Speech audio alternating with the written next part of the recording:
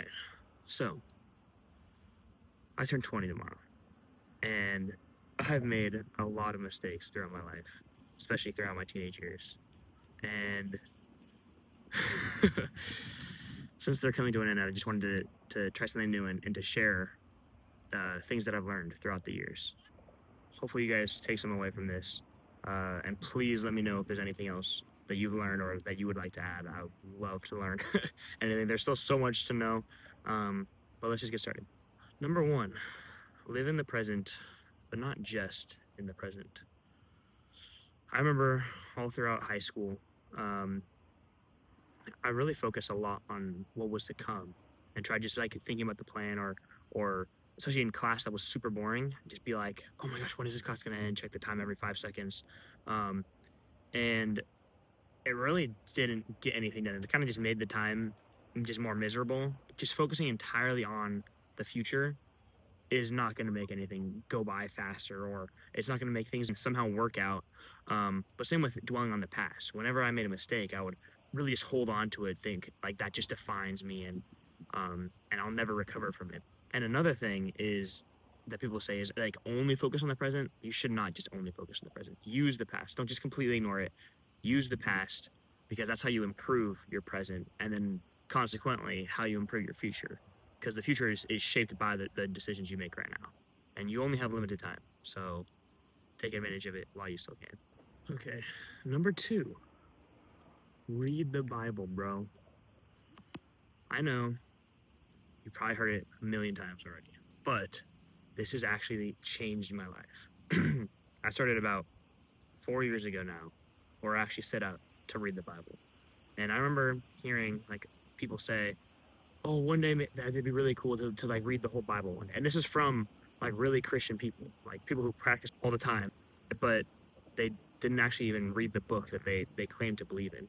And so my question always was, how do you even claim to believe all that stuff if you haven't even read the book that describes the whole thing? How would you even know that what you're believing is even true if you haven't read what was written down about it? Um, but also the same went for people who didn't believe at all. It was myself included was, whoa, how can I say that it's not true if I haven't read it? So I set out to read it front to back. It really did change my life with just my perspective on everything, and realizing that everything that happened in there was actually true. Also with that, how can you recognize God's voice if you don't know his character? The Bible explains thousands of years of history of him helping his people, and the way that he's done it, he has a character to him. He has different behaviors that are like how God acts. And so if you're hearing like a voice in your head telling you to do certain actions or to do different things, how are you going to know that it's actually him speaking without reading about how he's behaved in the past? Okay, number three, you are what you consume. Stop eating garbage, bro.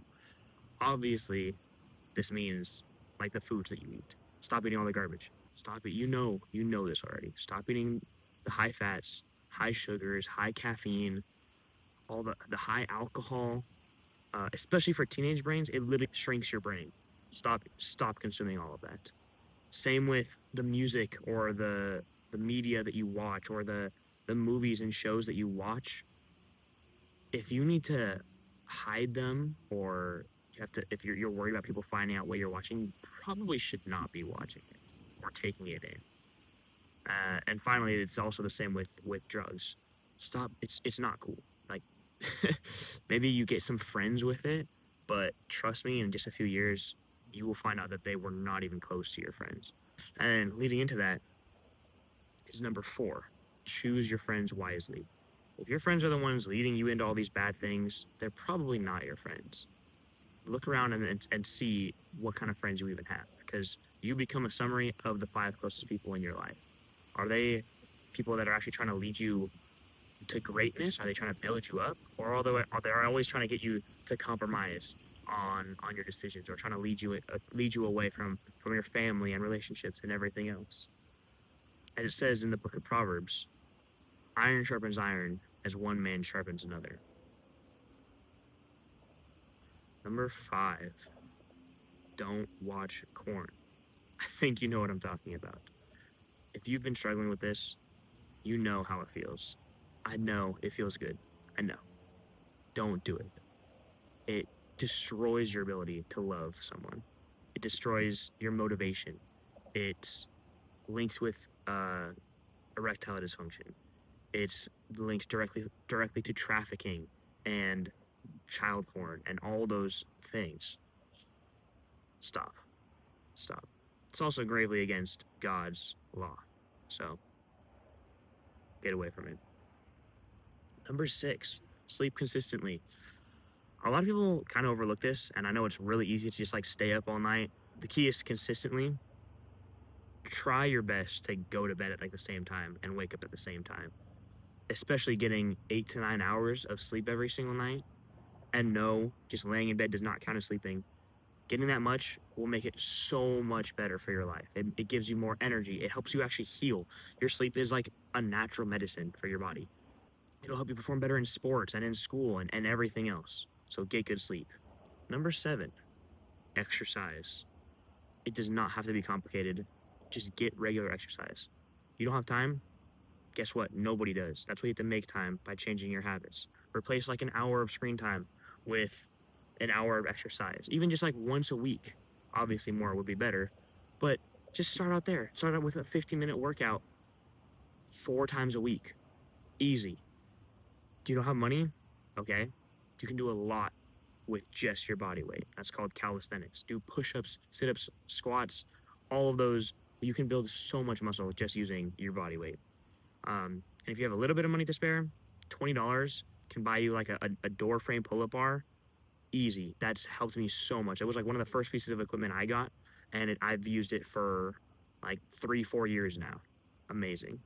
You also, in doing so, not only will you become healthier, you'll have more energy, you'll have more discipline and self control, but your self esteem will skyrocket too. Number 8, listen to your parents. I know it sounds really dumb, but in almost every single case, they're going to be right and you're probably going to be wrong. They've just lived way more life than you. And even if they are wrong, treat them with love and respect still. Number 9, accept criticism. Treat every single person as if you can learn something from them. Even if they seem super stupid and you don't even want to listen to that at all, treat them with the respect that they deserve, but also be willing to listen to them, because even if they don't even know what they're talking about, sometimes they do have good advice. Number 10, the road to hell is paved with good intentions. Just because you want some good thing to come out of what you want doesn't mean it's actually going to happen. And I've figured this out more often than not. Be careful with your actions. Discern your big choices, especially when it affects others. And know that almost every single one of your actions never ends with you. Number 11, remember death. Every action of yours, every thought, should be those of one who expects to die before the day is out.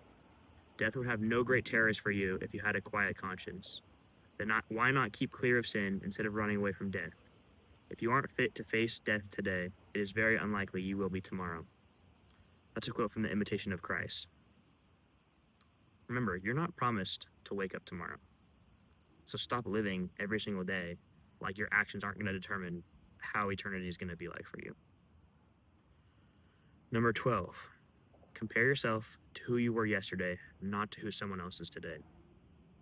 That quote is from Jordan Peterson in his book, 12 Rules for Life. Amazing book, definitely recommend. But the point is, we all have way too many situations and scenarios that are just completely different. All these different environments, all these different outcomes and opportunities to actually compare equally to somebody else. Especially in the digital age where all we see is a highlight reel of someone else's life. There's no way you're going to be able to compare your good and your bad to someone else's good. It just doesn't work. It just doesn't work.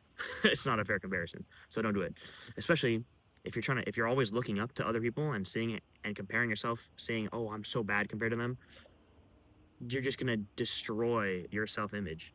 And in reverse, if you're always just looking down on people like, oh, I'm so much better than them, it's just going to build a sense of pride, which is also not good.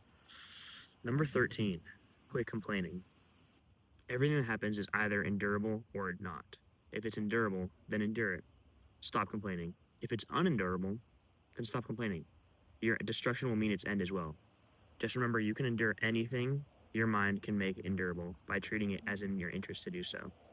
That one is from Meditations by Marcus Aurelius. If there's something in your life that you don't like, whether it be about yourself or about your situation or anything else, do something about it. Don't just sit around and whine. And if you can't do anything about it, then complaining isn't going to get anything done either. Number 14, pray constantly.